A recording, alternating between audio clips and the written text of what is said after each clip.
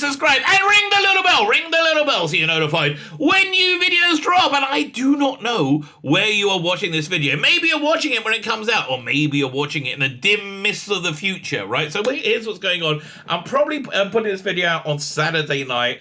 That'll be Saturday, what's that, May 1st, maybe? Around there, right? Around there, Saturday night. But I'm offline from my main channel right now. Why am I offline from my main channel? Why am I barred from going on there? Because I got a community strike for hate speech. Why did I get a community strike for hate speech? I mean, honestly, I don't really think I hate anyone. But okay, whatever. So what happened was this. I covered a story from Talk Radio, if it was appropriate for something that was ostensibly could be considered a children's program to deal with adult sexuality.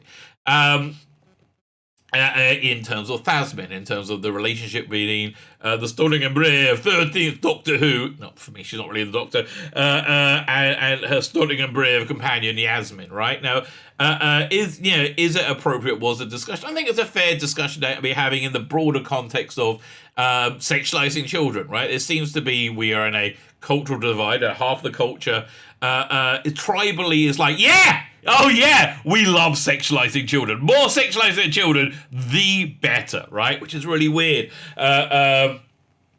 So anyway, because I played the clip and I commented on it, they struck me for hate speech. So I appealed straight away, obviously, and instantly, like there was instantly I got a result saying no, you're an evil bigot. We don't like you. We don't like you one little bit, and you're going to be barred from your channel for a week. You can't upload. So that's basically where I've been. I'm on Rumble right now. I'm also on my backup channel. So if you catch me there, thank you very much. Like, share, subscribe. Definitely share. That really does help. And even if you're on my main channel, share. That also really helps. I don't think I can. Although I'm more desperate for it on the backup channel. Frankly, listen. If there's some like a thunderbolt from the sky and takes out Google, takes out YouTube, and everybody goes over to Rumble, oh, would I be happy? Would I be really happy? Although, to be fair, Rumble just doesn't work as well as YouTube, right? I mean, YouTube's been around longer, it's got more resources, but for me personally, if everybody moves over to Rumble, oh, that'd be fantastic. So if you're on Rumble, hit the Rumble button. If you can consider hitting subscribe wherever you are. Comment really helps. Sharing, as I said, very helpful. Thank you very much. Sign up my Substack. That's my email newsletter. I'm trying to be more on top of to let people know where I am this week. And also, if you want to sign up my paid one, I have content going out on that shortly. Hopefully by tomorrow. Hopefully, but I'm always wrong, right? I'm always wrong. I say when I give a deadline, I have like the Douglas Adams approach, who says, I like deadlines. They make a nice whooshing sound as they go past you. Yes, I very much relate to that. Fine, so I said, like, share, subscribe, comment, all those things are fan-freaking-tastic. Thank you very much. You know what else is fan-freaking-tastic? Okay, this video I've been wanting to get to for a while. My life got blown up a few times, right? My computer, died. Back to life now. It's really weird. This is a weird story. My computer died like a week ago, and I was able to get it working, and it was clunking. I was like, okay, it's time to buy a new Mac. Went to buy a new Mac. It was like it took me a week to get used to the idea. Went to buy a new Mac, and it's not like in America or England where you just walk into the store and buy it. So I tried to order it, and to get it within 45 days is a fortune. It's like an insane fortune. And so I'm like, I guess not. But then, weirdly, this computer sort of started working better again, so I'm just confused, right? I'm just confused, which is my normative state, right? Being confused. So anyway, I haven't got to this video, and I really want to.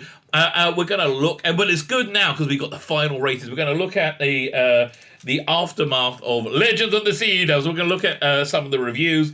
We're going to look at the figures, which are magnificently awful, right? Just magnificently, absolutely awful. Now, why do I take quite a lot of glee in that? Well, everybody likes to say, I told you so, right? And I told you so, right? The people are saying, the spin to defend these figures is so pathetic, I think is the word I'm looking for. The spin to the Venom is just truly, truly pathetic. Well, TV audience in general, it's the third most watched program of the before over the 60s, from the 7:20 to 7:25 time slot. It's like anything grasping at insane straws. Because they just don't want to be wrong. They don't want to be wrong, and the fact is, they're wrong. They were wrong. This era is a complete failure, only going by metrics. You know that thing, science, believe the science. I believe the science in this one, because there's nobody disingenuously trying to spin the science other than me, right? And I'm trying to disingenuously spin it by just reading it. I cannot wait. Next week, I think Thursday, Doctor Who magazine comes out and they're going to have an article about the ratings. How they going to spin this it's beyond me, because let's have a look, see how they did. They not very well is the answer. Not very well. They had a 2.2 overnight rating. So that's everybody who watched it live, plus everybody watched it on iPlayer up till about 2 in the morning. So the iPlayer ratings, I would add, is a 2-minute watch, right? A 2-minute watch gets you a full view. I don't understand why. Because they're full of shit. Basically, that's why, because they're full of shit. So 2.2. So I reckon it had a live viewing of maximum 1.5, probably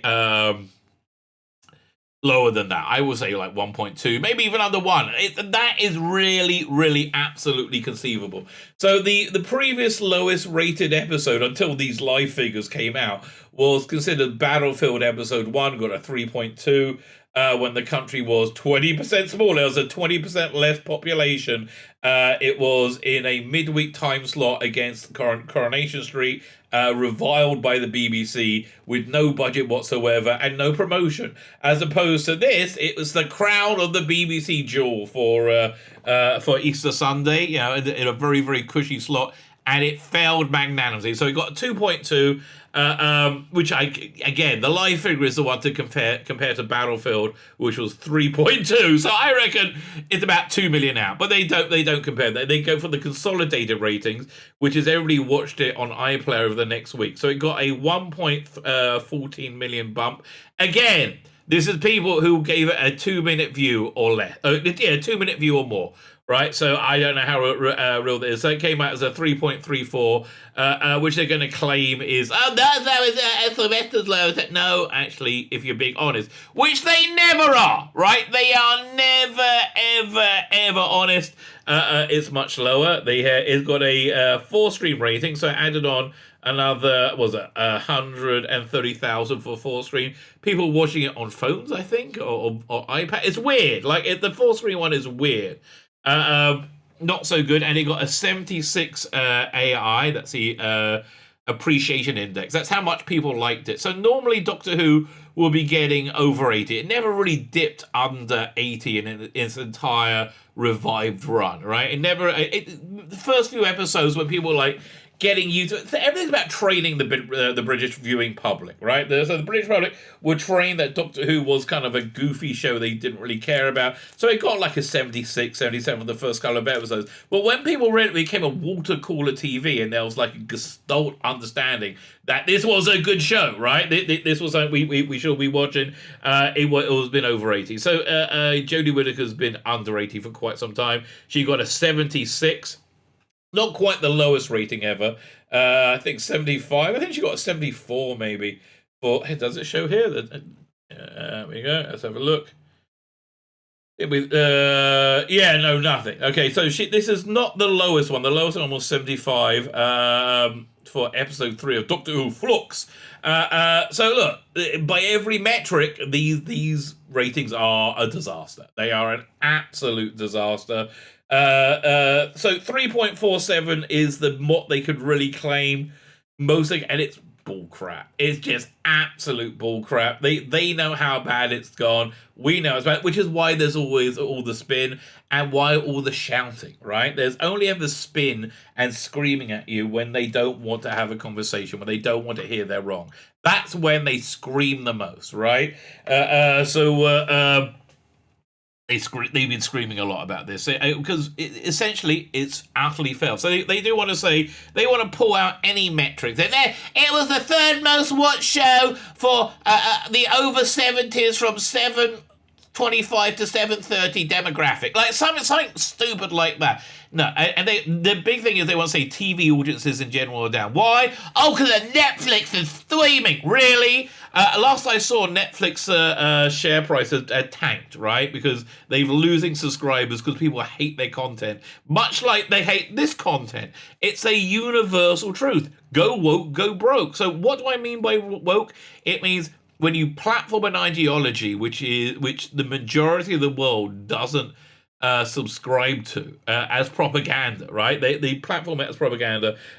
People just are not interested. Most people don't sit and think about it. Most people are not like fans of TV shows and like go, oh, well, it's because of this.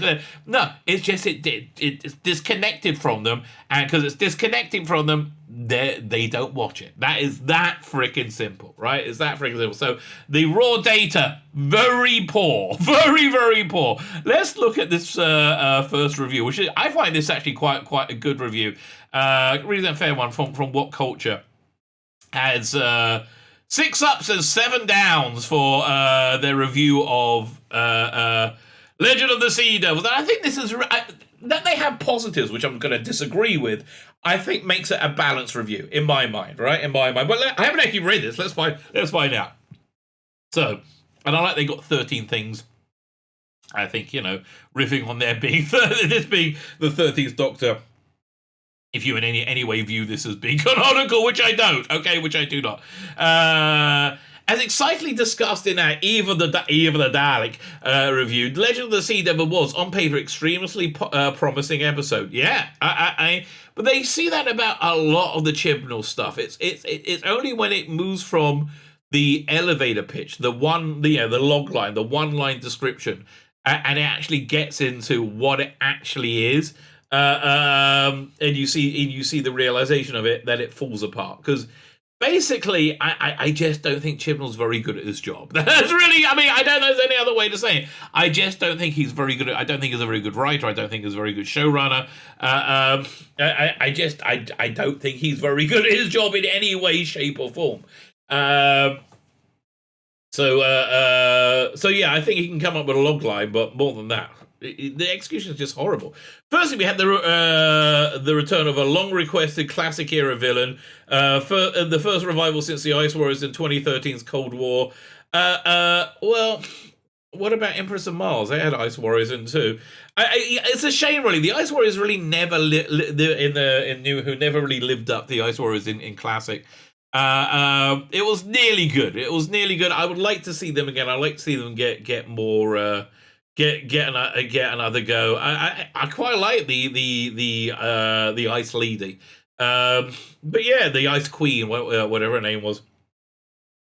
We also had a historical episode set in China, a setting that has been left almost entirely untapped in the show's long history.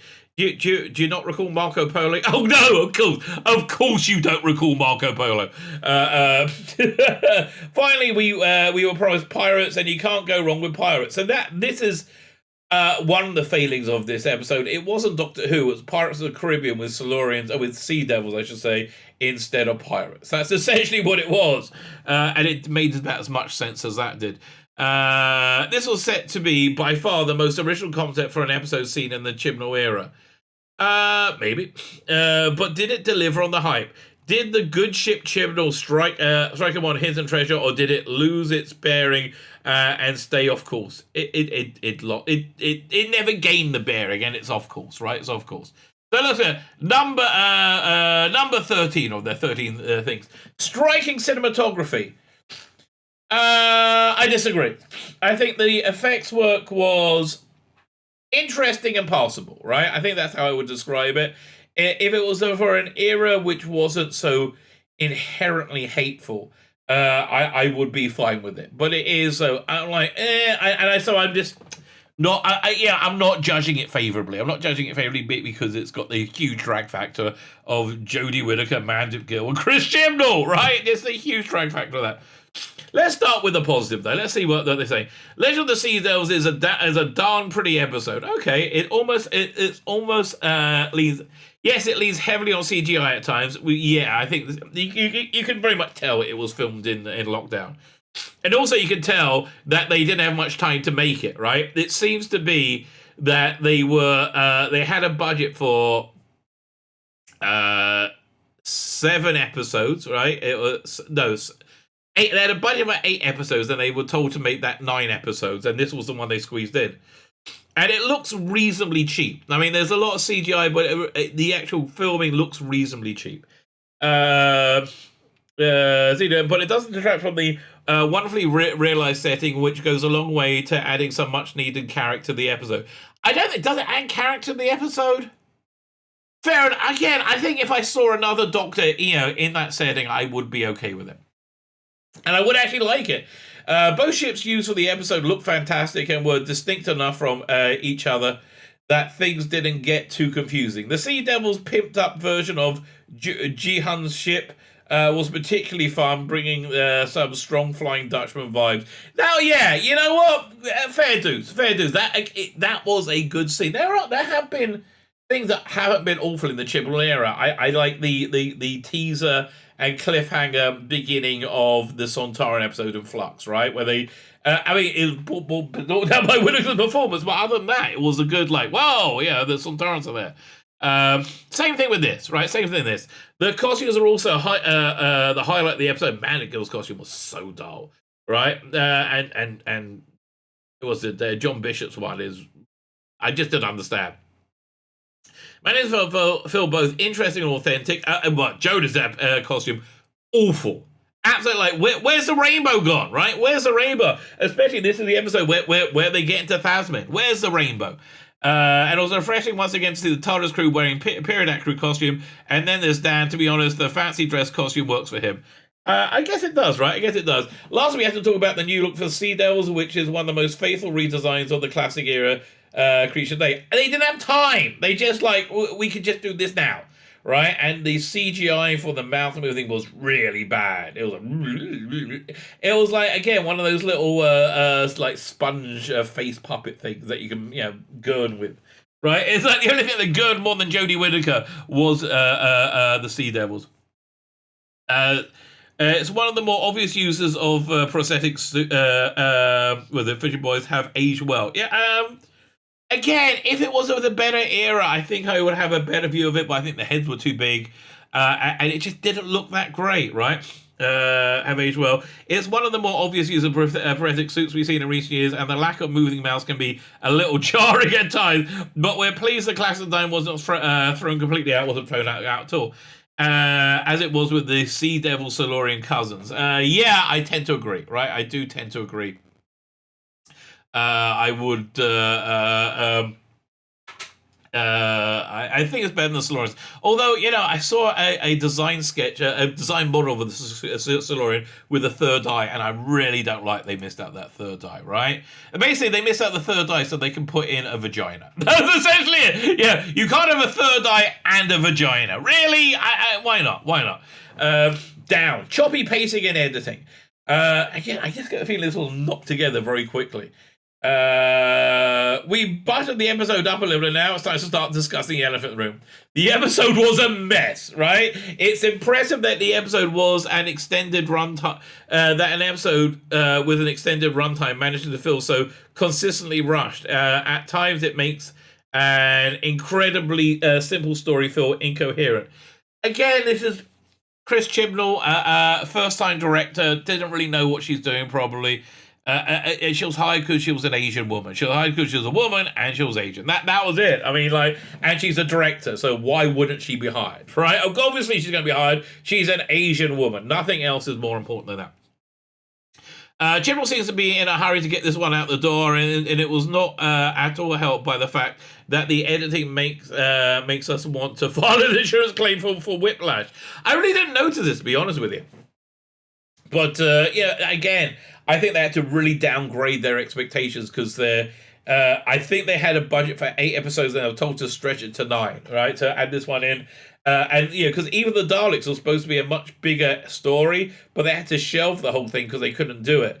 So, I mean, listen, I think when they finally get Jodie on Big Finish, which they're unquestionably going to do, they already got the... Session to One's Master coming out, and Joe Martin's Doctor, which I think are probably the safest bets of what to bring out from this era, right? Although, will it survive a paywall? I really don't know. I think they won't go bankrupt over it, but I don't think it's gonna. I will be surprised if they get more box sets. Maybe they will, but I would be somewhat surprised. Or maybe they've already pre-sold them to the BBC, to BBC Audio. That would make sense as well. Really, that would make a lot of sense. I haven't listened to Redacted Part 2 yet, because who cares? There's some invisible cuts in the episode that make it seem like entire scenes have been removed. Well, that is the rumor. The rumor is 13 minutes were cut out, making this incredibly short runtime because it was culturally insensitive, right? So yeah, that was the rumor going around. Wouldn't it be funny if that was the case? But the sudden appearance of a convenient net during the Doctor's first underwhelming confrontation with the Sea Devils. Yes, that was so like. How did Yaz know to pull that rope? I mean, it just seems stupid. It seems stupid because it was underwhelming confrontation with the Sea Devils, or the TARDIS being eaten by a sea monster only to appear in the Sea Devils underground base. It's like, yeah, it was weird. It was like in the monster's stomach. I don't understand, right? I don't understand. Most bizarre, most brilliant moment of BS was the episode has a Doctor set the Sea Devil ship to resurface.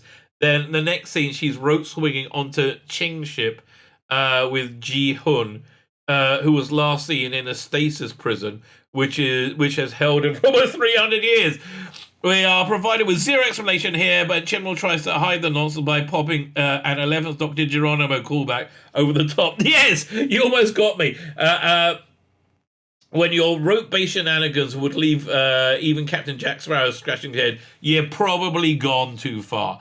I think they've probably gone too far anyway, quite frankly. Right? I think going too far is probably the best way of describing this insanely bad era of Doctor Who. This is really breathtakingly, insanely bad era of Doctor Who. Number 3, or number 11. You're counting up or counting down. Up, a fun mystery. Now, was it a fun mystery? Well, let's see what they got to say. 1533. For a show about time travel, it's where the Doctor utilizes its premise to explain or explore real-life mysteries in recent years. Whilst the shipwreck of the Fleur de la Mer isn't a particularly well-known historical event, unless you're Dad, yeah. They did something similar in... I did a review of Witchfinders last night, which is awful. I mean, yeah, everything they do is awful, right? It was awful. But, yeah, you had Bradley Walsh. What's his name? Ryan and... What was his name? I can't remember the name of his character. But Bradley Walsh explaining the history of witch trials instead of the Doctor. Like, why is this character lacking so much agency? It's beyond me. Isn't it, Alicia Dan? It's great to see the show playing with something like this, and with a history so steeped in mystique and legends. A pirate story is the best place for this. That's fair enough. Of course, being the owner of a time machine, finding the location of the treasure in a modern day is an easy job for the Doctor, who will simply jump to the same coordinates that she finds Ji Hun and his crew in the past. I mean, like, wouldn't it be easier just to have your TARDIS in orbit and monitor the ship as it goes down, and then get the treasure? I mean, like, that would make sense, right? No. The fact that this is a simple solution is far from a bad thing, and in fact, it's refreshing to see the TARDIS utilized within the story to problem solve, especially when in the Chibnall era, the fact that the Doctor has a time machine is frequently forgotten. Yeah, listen, I do like the Doctor jumping back to doing a short trip to as some form of exposition. I think that was kind of nice there. But again, you're picking out. Like picking out corn from a piece of poo, right? Honestly, like the thing you're picking out is okay. It's not like, oh, corn, but it's surrounded in poo. So maybe not. Was it a fun mystery? I don't know. Babe, it's like, okay, there's not a point without merit, is it? It's not a point, like, complete without merit. Down, a pointless revival. Yes, these Sea Devils were so not Sea Devils, right? They were so not Sea Devils, it was beyond belief. Whilst the Sea Devils gets a thumbs up on the design front, they're otherwise completely wasted. But yeah, listen, they're not far off from the Ice Warriors would have been in, was it Mission to Magnus, which was awful. So, like, if you ever heard the Big Finish adaptation of it, Mission to Magnus was one of the season 23 stories that got cancelled in favour of Trial of a Time Lord. And it's awful. It really is genuinely awful. And the Ice Warriors in it are much the same as these Sea Devils in this. They're just kind of like heavies, right? And nothing like the character of the Sea Devils that we saw before. Whilst the Sea Devil gets the thumbs up on the design front, they're always completely wasted in this episode. I mean, and also, you know, you could do so much about, like, if you want to do Sea Devils around China, you could really talk about pollution, right? Like that would, and talk about it in a real way. Talk about, like, the biggest polluters, China, India, whatever. Like, talk about them, and how the Sea Devils are scared and they're about to attack. There's a lot you could do with that, right? And actually do, you know, your proper, what's the word? Not propagandize. It would be propagandizing if they did it. You could platform this weird worldview. This is very important that they platform. But no, sadly not. The conflict of the story feels like a B plot of the episode. The character drama taking center stage. Yes, the problem isn't. This isn't the problem at all. In fact, some of the greatest episodes follow this structure. Look at Vincent the Doctor example. There's a big difference. There's a big difference between Richard Curtis and Chris bloody Chibnall. The issue here is that if you're planning some sort of plot, it shouldn't be done at the expense of the return of the much-loved antagonist. That's true. The Sea Devils here don't do a lot. They're a lot more zealous of warmongering than the classic era counterparts. Yeah, listen, what we really liked about the Sea Devils and the Silurians was the conflict within them, right? That was really it. That made them a really interesting race. You know, the headline from this review it really should be, there should have been another way. Yeah, I prefer the Samurai Sea Devils. I actually think they look better as well. I've got to rewatch Warriors of the Deep and do a review of it. I really want to do that. The leader of the Sea Devils, Sea Devils, who isn't given the courtesy of a name, is underdeveloped and unceremoniously off before the episode even reaches final act. That's classic Chibnall. Do you remember Storm and Azure? Fantastic. They were really great villains. Really great, interesting villains with great acting playing. I really liked them, right? I would have liked to have seen them against a real doctor, right? And then time gets rid of them. Oh, God, I hate it. Oh, God, it's so awful. Giving a lays off. I forgot how we was going. Considering that for most of the episode, this scaly boy seemed to be the only Sea Devil on screen, this leaves the episode without an antagonist for the last 20 minutes. Oh, really? It was that long? Okay. We have also mentioned how silly his plan is. Doctor Who is a show that plays fast and loose with physics fairly often. That's fair. Nothing in the world can stop me now. There's a great Mark Gatiss sketch where he plays a doctor and David Walliams is he's like a bad guy that's black and white, and his plan is, we're going to melt the seas, and like, what? Pow! It's like, yeah, they had nothing really to do. With the Earth's gravitational pull, we're so flippantly so it's not rocket science to work out that playing with the Earth's gravitational pull so flippantly will do far more than flood the planet, and will have cataclysmic consequences and definitely eliminate all life on Earth, the Sea Devils included, making back to the drawing board unnamed Sea Devil number 1. Reasonably fair point.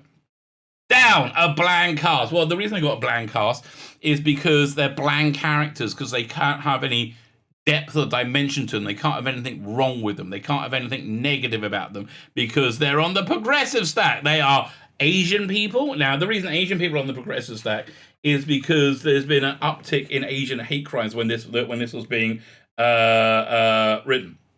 So, and they blamed that, of course, on Donald Trump. The reason there was an uptick in Asian hate crimes was Donald Trump. Absolute nonsense, because he said he thought that the pandemic, Corona, came from China. Oh no! What a terrible thing to say. Came from a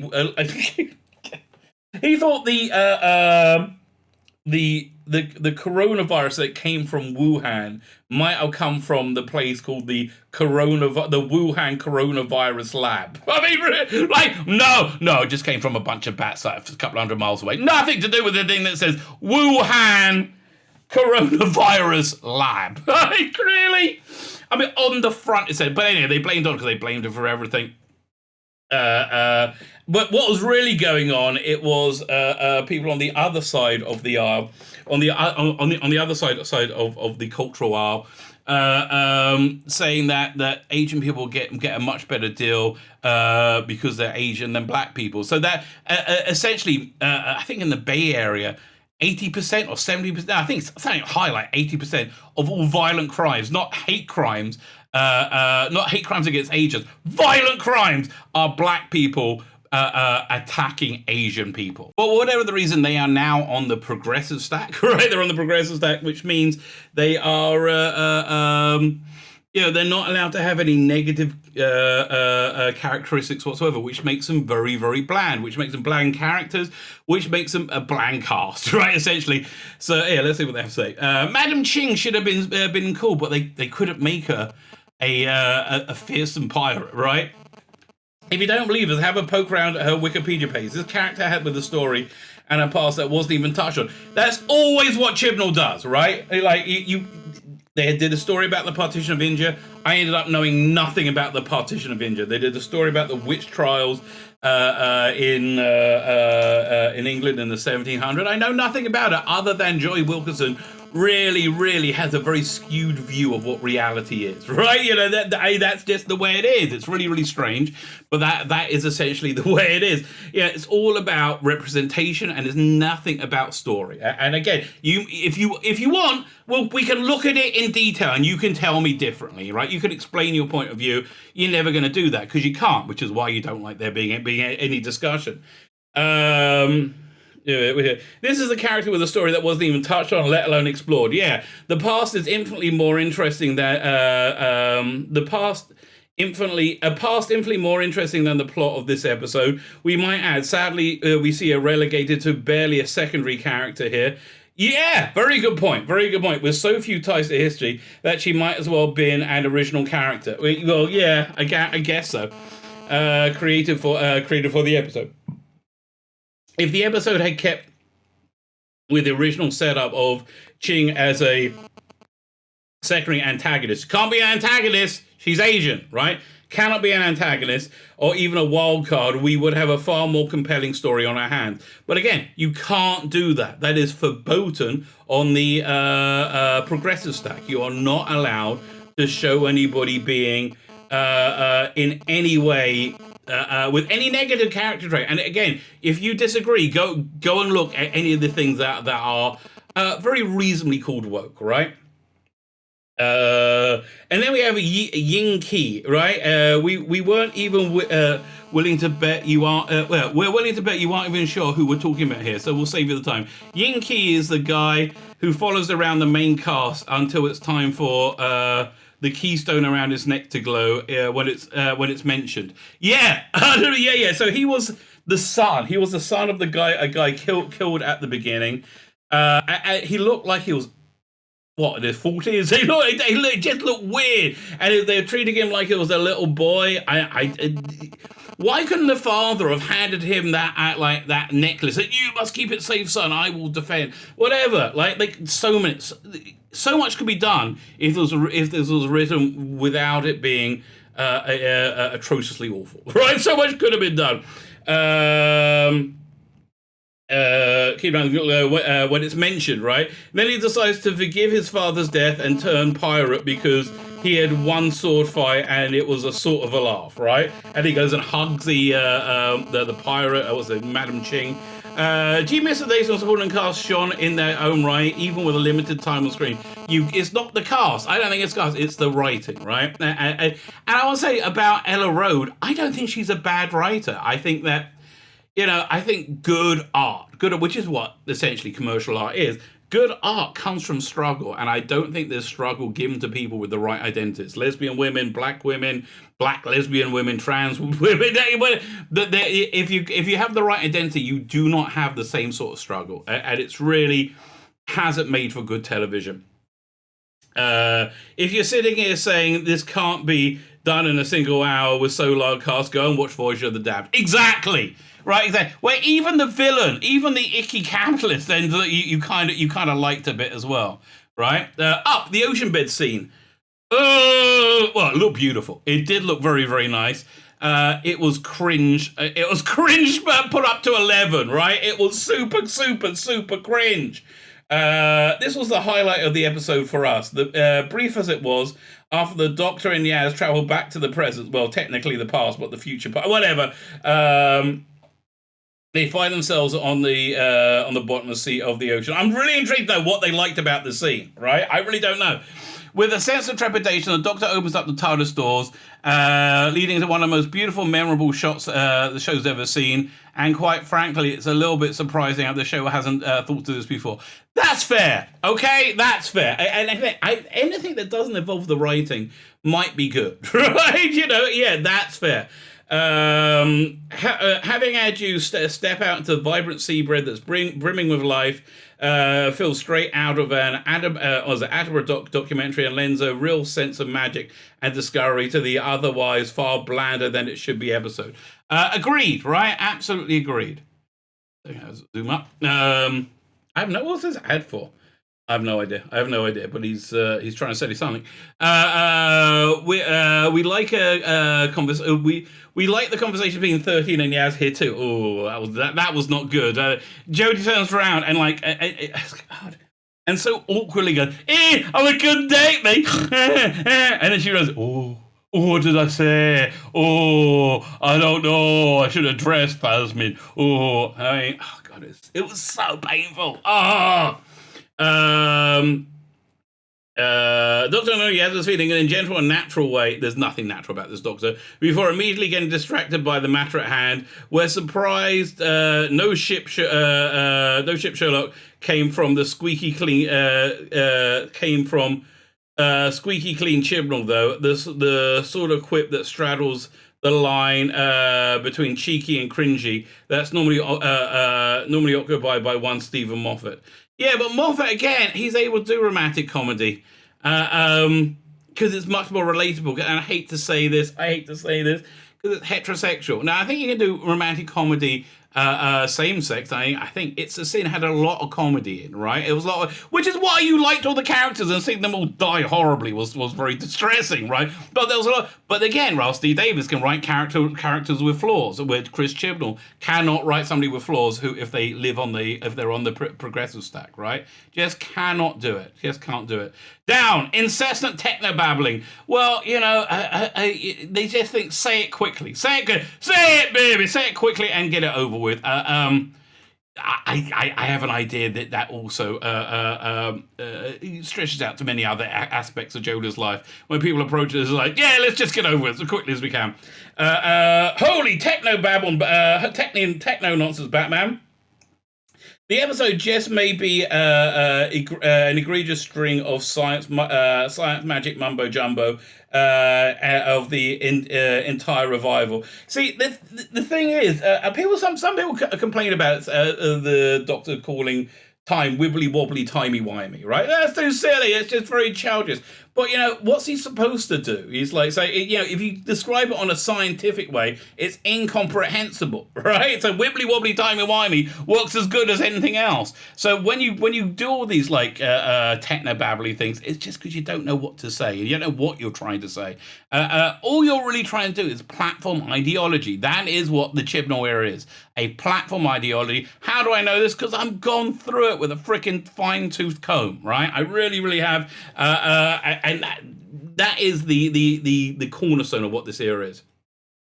The Doctor spends so much of the runtime throwing words at the wall and explaining every gadget in the site to a site that many users, us included, started to switch off. Oh, I wish I switched off. It was awful. There's only one more to go. Thank God. There's only one more Jodie episode to go. Thank God. Despite the attempt to stay engaged, I have that all the time. Like when I'm trying to watch these things to review them, it's hard not to fall asleep. A lot of the plot, especially the transitions from one scene to another, hinge heavily on these contrived explanations and start to insult the intelligence of the audience a lot. I would say a lot. Sadly, this is nothing new. It's been going on since 2018. It's a little bit weird. Dan living his best life, right? Dan's living. Can I make this ad smaller? How'd you do? I don't want to search now. I want to close this. It's a bit. No. I'll read around it. Throughout Flux, there you go, it's gone. Throughout Doctor Who Flux, we consistently put Dan's total irrelevance in almost every episode down to in the down category. But you know what? We've had a change of heart. Dan is just the Crake. Dan is just in this for the Crake. What's the Crake? And maybe it was about time we had a companion like him. I've no idea what the Crake is, okay? Dad decides fairly early on that he's not really interested in the plot of the episode. That's why Dan relates to more people than the Doctor, because nobody's really that interested in the plot of this episode, including the writer and the director. In the episode and decides to follow Yin Ki, a bloke he's literally just met, who appears to be on a suicide mission aboard and commander a fully manned galleon. After all, they know it's they don't know it's a one-woman crew at this point. Still, he's got a hook and an eye patch, and he's fairly confident he's a pirate now. Okay, plus. If things get super dicey, he can always whack out his wok and go to town. Well, I guess he's in China, right? Is wok Chinese or Japanese? It's Chinese. Dan may act like he didn't sign up for any of this murdering. Dan knew full well what he signed up for. Rule 1: Dan lies. Okay. Once captured, he decides to enlist the pirate crew. Enlist with a pirate crew for the bands. What's the? I have no idea what he's talking about. Despite the fact that he doesn't know how to sail a boat, in a further attempt to ensure that he spends as little time as possible with the Doctor. Well, all of this is starting to make sense. This has been too much of a reoccurring trend for us to continually buy into the coincidence. Therefore, we've come to the fairly concrete conclusion: Dan secretly really hates 13. Okay, I understand. I knew there must be a reason that we're jiving together. Hates 13, but loves dressing up and going on adventures. So he's sort of just down for this sort of thing. Down with this sort of thing. Later in the episode, he watches Ji-hun executes unnamed C-101 and receive a fairly firm scolding from the Doctor. Why? I understand, but okay. Apparently, according to her rules, murder is a big no-no. Of course, Dan doesn't give a toss about the hippie nonsense. He goes off with his new pirate buddy to do pirate things. They're like literally killing 4 sea devils with his cool new sword and cracking a happy little joke about it. He's having a lovely time. It's just so weird, isn't it? Because he knows that the Doctor will probably tell him off for all the murdering if he decides to keep this. He decides to keep this to himself, and instead calls Di from Liverpool, savior of the universe, to boast about his conquest. We didn't understand what Chibnall was doing with Dan in the past, but we've been blind. His motivation is now clear, and retroactively, his actions in Flux is to slot his actions in Flux all slot into place. Dan is a complex character, a subtle hero, an impulsive renegade. A true agent that cares. Dan would have won the time. yeah, I think you're reading a lot into this. Viewing through that lens, then you realize Dan is the best companion of the modern era. Yeah, but, that lens is what they call delusional.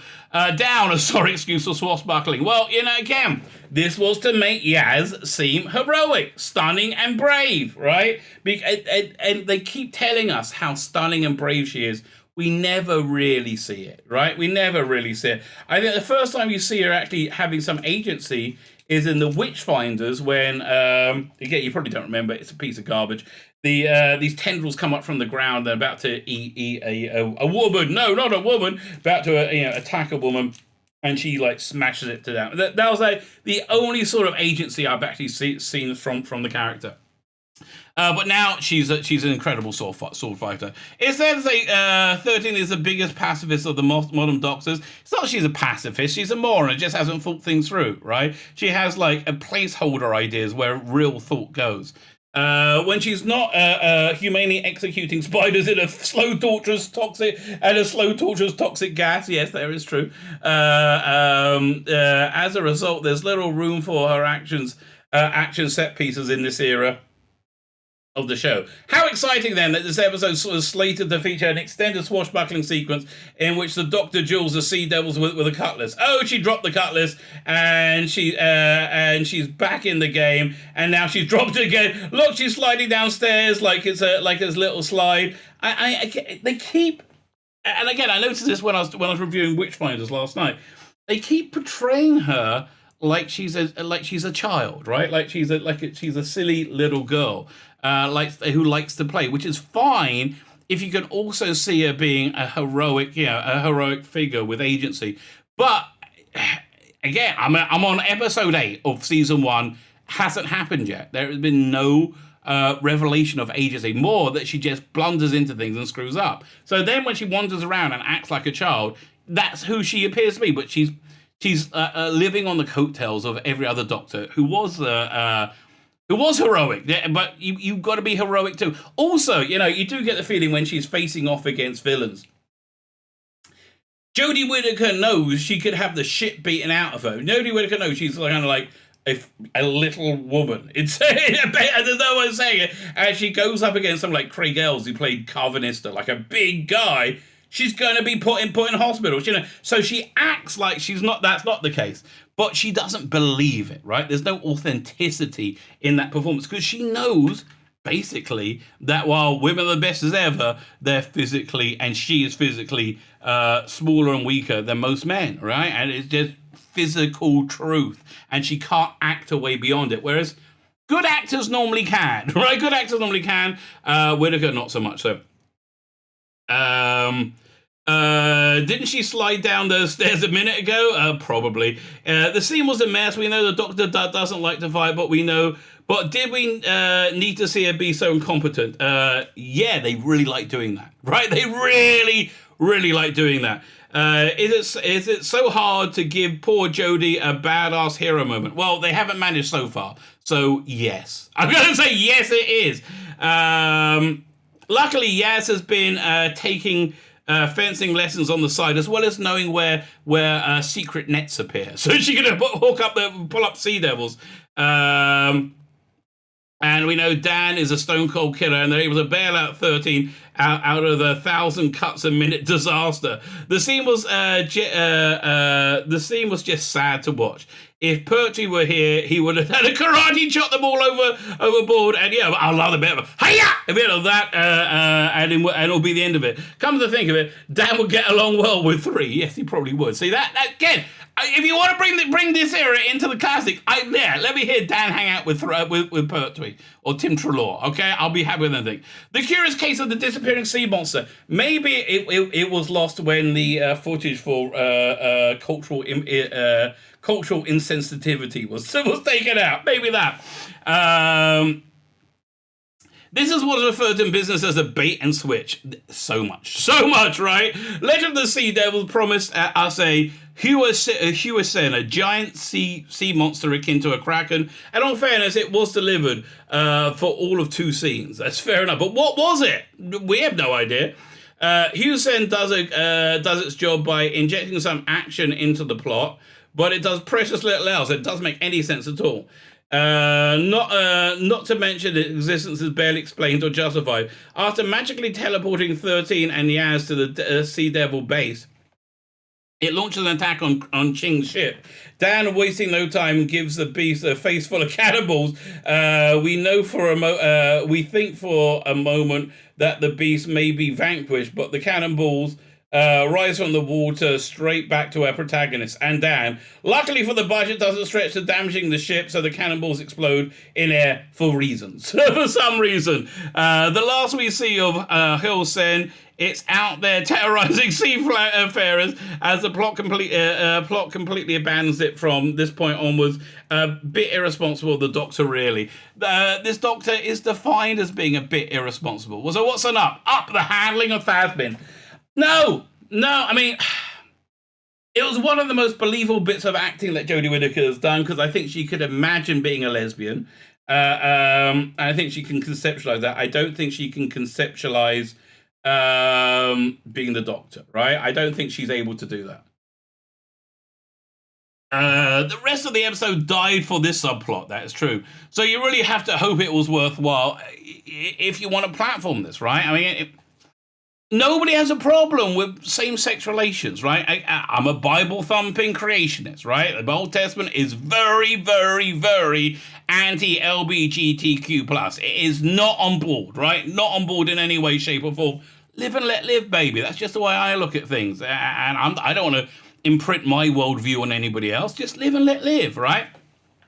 But was it appropriate? No, it was done. It wasn't done to help people. It wasn't done to normalize same-sex relations because they're normal. It wasn't it was done to get woke points. So people on Twitter can sit around going, oh, so stunning. Oh, so brave. Icky thump. So never mind. We're pleased to say that the looming prospect of Thasmin is handled pretty well here. We're not going to talk about politics or whether Yaz is or isn't the Doctor's type here. Yaz is the Doctor's type. She says that. 13 is her own person, rather than an idiot person. And if she has feelings for Yaz, then it's something we're willing to buy. What we like is how this mini arc was resolved. Well, it really wasn't. There's a date night energy to 13 and Yaz's adventure. Here to acknowledge their feelings towards each other. That's interesting. Earlier on in this article, right, they had each other. There was no space between each and the other. So the same thing here. That's really weird. But the former showing some restraint and hesitancy to commit, right? Yeah. She's scared of commitment. This Doctor is scared of freaking everything. She is not heroic. She is not brave. She is not a hero, right? Even this makes her not a hero. The episode ends with a conversation where the two of them discuss the curse of immortality and how any attachments she forms are destined to end in heartbreak, as they always do. We rarely see 13 touch on the lonely god concept, which was so prevalent in the RTD and Moffat eras, because she plays it like an idiot child. You can't be a lonely god and an idiot child. The two things don't go together. We're seeing a belief like this gives us a much needed reminder that there's still that this is still the same Doctor. It's not. I'm sorry. It's just that every character trait is not of the Doctor.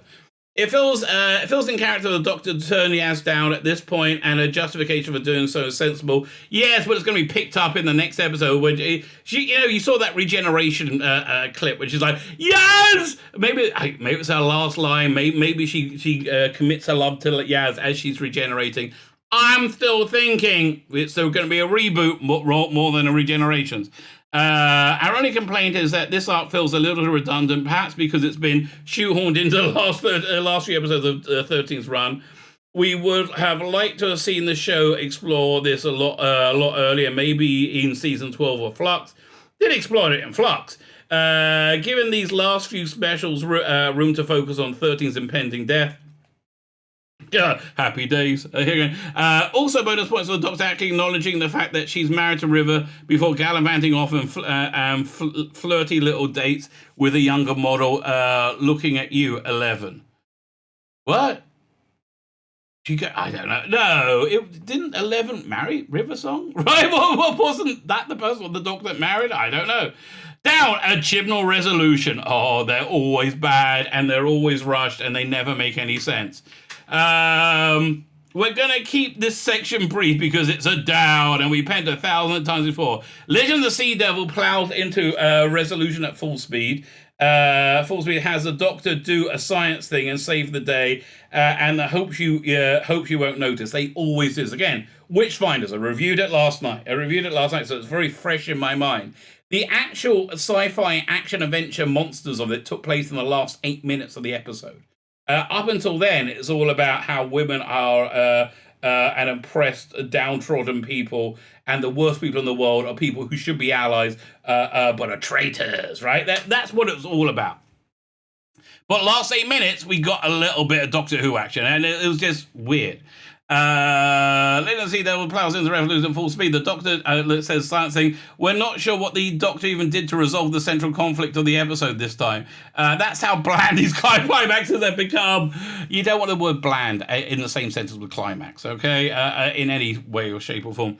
Once again, the Doctor attempts to sacrifice himself in a big hero moment, and once again, a supporting cast member appears from nowhere and decides, yeah, I'll die for you, a relative stranger. 13 is trying so hard to give a big sacrifice scene that no one's going to let her. Not Barristan and Selmy or this pirate guy. Barristan, that's his name from Game of Thrones, right? To be fair, though, she doesn't really put much of a fight here either. At least she had to die for pretty sharp. Yes, let's run away! Oh, my Doctor looks to run away! Oh, because I'm so scared. 13 drowning would ruin a date night bit, though, so we'll give her a pass. I will not, however. I will not. And up next time. Yeah. Member berries! Oh, member berries! I'm like... what did I watch last night? Special edition of Battlefield, right, which was really fun. It was fun seeing a bit of young Ace in there as well. I bet this character has no relation to the Ace we saw before. The cast of this TV special is looking even more overstuffed than Flux, and sadly, we all know that spinning plates is a Chibnall strong point, so we don't have high hopes. I mean, I don't have high hopes because the word Chris Chibnall is on the titles. That's never a good sign. However, it's difficult not to get a little excited for the next time teaser trailer. First up, correct us if we're wrong, it's the first the first story to include the Daleks Master and the Cybermen. Five doctors, including a surprising but welcome inclusion of Ashad, and who was killed far too quickly, just like all the villains in the Chibnall era in his initial appearance. We also get Vinda and potentially the rest of the Flux crew, Covenant, the Bell, and possibly a tiny new addition. Who's going to be the Timeless Child? Really? Does anybody think that's not the case? Right? Like, oh, you know what I think is going to happen? I think 13 is going to die. Right? I think Doctor's going to die, and then then it'll censor on the Timeless Child, and the whole sequence will start again. Right? I think that's a fair bet. Right? That's a fair bet, but it's going to be done in a way that's incomprehensible. Then for Moffat fans, our girl Kate is back, hopefully to impact the plot in some way this time. Kate Stewart, I think, is the first indication of using Doctor Who to platform an ideology. This time it was hooking into the Me Too thing, saying that women were an oppressed underclass and women are the bestest ever, right? Hopefully it'll impact the plot some way this time. Most exciting reveal of the trailer is the return of Ace and Tegan, who time has not been gentle to, right? A very welcome surprise indeed. Ace in particular is probably the most requested companion to return to the show. Nobody wants to see it return in this era. And we're pumped to see. Let's just hope these two don't drown in an overstuffed plot. Let's be honest, they probably will. Yeah, being honest is not a good thing if you're a fan of the current era. It's not a good thing at all. So I guess we're back in, it's April now. May, June, July, August, September, about 5 months. 5 months we'll get together again and we will mourn over the corpse of Doctor Who. But by that time, Russell Davies should be ascendant and we should know kind of what he's planning on doing, which I'm really excited in finding out. And I really hope it's not going to be like this. Right? I really hope it's not going to be like this. My name is Tzvi Lebetkin, the Rabbi from another planet. Please like, share, and subscribe, and ring that little bell. Ring the little bell so you're notified when new videos drop.